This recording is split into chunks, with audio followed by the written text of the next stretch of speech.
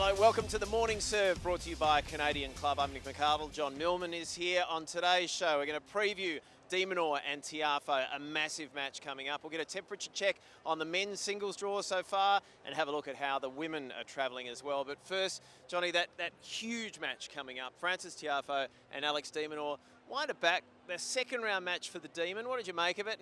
And being tested like that, particularly in the first set, is that good for him at this stage of the tournament? Yeah, I think it is. I think it was ideal for him, actually. Obviously, he wouldn't have wanted to drop that first set, but it gave him a bit of a test, but he also didn't expend too much energy because he was so impressive in sets 2, 3, and 4. And credit has to go to Hamad Medvedev. He came out of the blocks swinging and firing from the hip early. And Alex De Minaur, is he the fastest human ever to have lived? I think so. He was chasing down every single one of those balls and really wore Medvedev out. Well, just talking about that physicality, they had to deal with the rain delay and they go back into the shed. So they've got a clip here. Explain what Leighton Hewitt might be saying here to Alex in this clip. Yeah, look, I think it's stay on his case. Alex, if you can remember, that first set was tight. He loses that.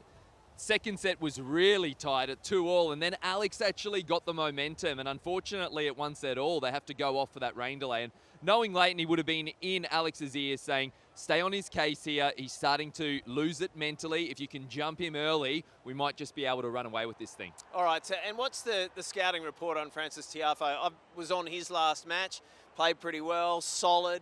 It seems to just be working his way through the tournament. Nothing sort of spectacular so far, but he can do the spectacular. Yeah, you hit the nail on the head because I commentated his first match, and I would say Frances Tiafoe is building. Now, this is a changed Frances Tiafoe. He's got a different outlook on the 2026 season. He felt a bit jaded in 2025, and he's really rediscovering his love for the sport. He changed his coaching team. He's got Mark Kovacs in, who's predominantly the expert in biomechanics, and he's looking for little answers to return him to the top of his game in 2026. I think he's building nicely. It's going to be a good one. So for the Demon, Medvedev, he gets past him, now Tiafoe, potentially Bublik, and of course Alcaraz. Is the big serving of those first three, is that quite important as Alex gets towards Alcaraz? I think it gets your eye in, and what it also does, it puts a little bit more pressure on your service games. Whenever you're playing against a big server, you have to look after your own service games, and I thought in particular against Medvedev, at the end of that match, I thought he had beautiful rhythm on serve. And at times when Alex tries to overserve, he loses that nice flowing service rhythm. And I think he's starting to build into that. If he can serve well against a Carlos Alcaraz, if he plays him in the quarterfinals, if he can get there and Carlos can get there, it's going to be really important he looks after his service games because he's the type of guy that will always create opportunities on his return games. All right, let's cut to the chase. Who wins this one? I think obviously it's got to be Aussie Alex De Minaur. He's one of my really, really close mates, and if he's watching this, he'll be disappointed if I'm not in his corner. But I do think that he will. He's world number 6, and I think he's playing career best tennis. All right, let's check in on the wider men's draw. For Carlos Alcaraz, gee, he looks comfortable, doesn't he? Yeah, he does, but I still think there's more to come from Carlos Alcaraz. I mean, he's won in straight sets in both his matches against Adam Walton and Yannick Hanfmann, but has he been his absolute impressive best? I would say no. I think he is also one of those guys that's building into the tournament. But out of all the guys in the men's draw, he, along with Jannik Sinner, are the two guys that know you don't win the Grand Slam in the first week. And there's no doubt we haven't seen the best of Carlos Alcaraz yet, which is a bit of a scary subject. All right, so last year's runner-up, Alexander Zverev, he continues to move through as well. A bit of a foot issue. He had an injury timeout the other day.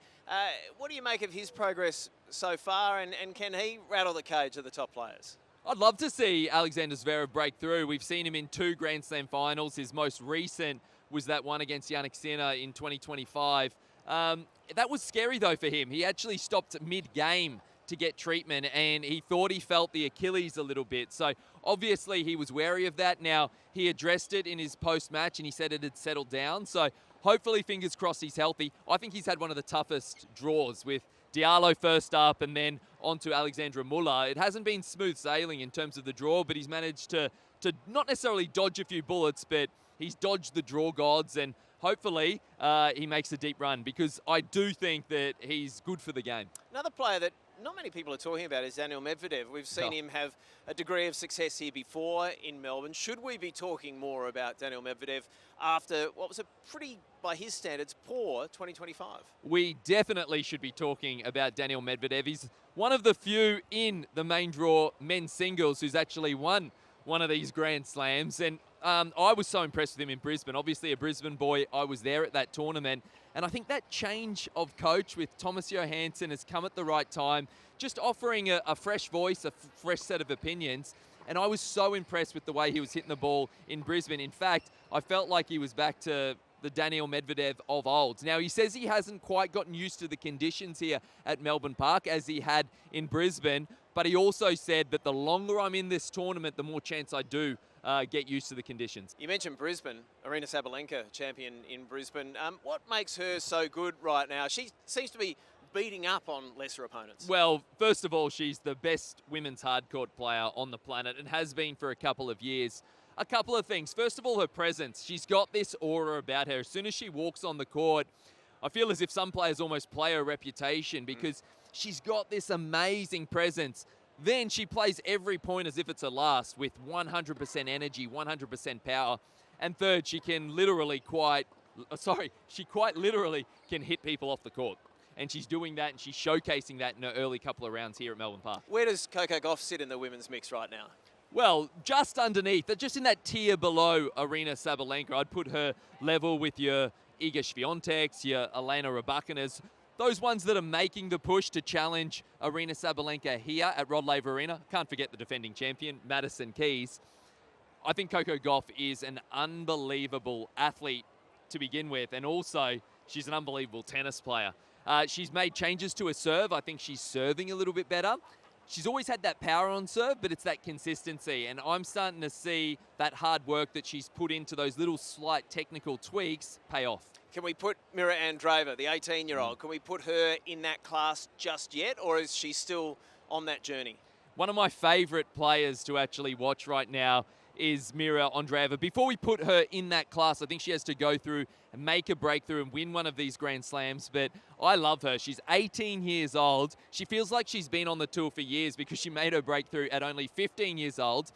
She's been in the final here before, but in the juniors, she is an incredible talent. And I also love the fact that she's got Conchita Martinez in her box as her coach. So explain how that's changed, not just her game, but perhaps her as a person as well, on the court, I mean. I think that we've got a more relaxed Mirra Andreeva on the court. And I think that is because of the confidence she gets from Conchita Martinez. She's growing into a game. She's developing into, one of the better players on tour. And she's building a reputation that she's one of those ones to beat. This is Canadian Club Crush time. Is this the year that Mirra Andreeva wins a Grand Slam tournament? I really do think this is the year she makes a breakthrough. Last year we saw her make the semi-finals of Grand Slams. This is the year she breaks through, and what a story that would be. At 18 years old, winning her first singles Grand Slam title. I think 2026 is the year she does that. Just before we go, I want to ask you about the crowds. Always passionate crowds here in Melbourne, but we've seen over the past few days, players get a bit cranky about it. Umpires have had to step in. Is this an issue? Is it becoming an issue here in Melbourne? I don't necessarily think it's an isolated issue to just Melbourne. I think probably since COVID, crowds have become more and more vocal, and the bigger these events get, the more maybe non-traditional tennis fans you'll get coming in through the gates. But this isn't an isolated incident at the Australian Open. I mean, all you have to do is go to Roland Garros and see how fired up they get there. I think that players will just get used to it a little bit. As long as the crowd's not disrespectful and cross the line and get personal, I see no issue.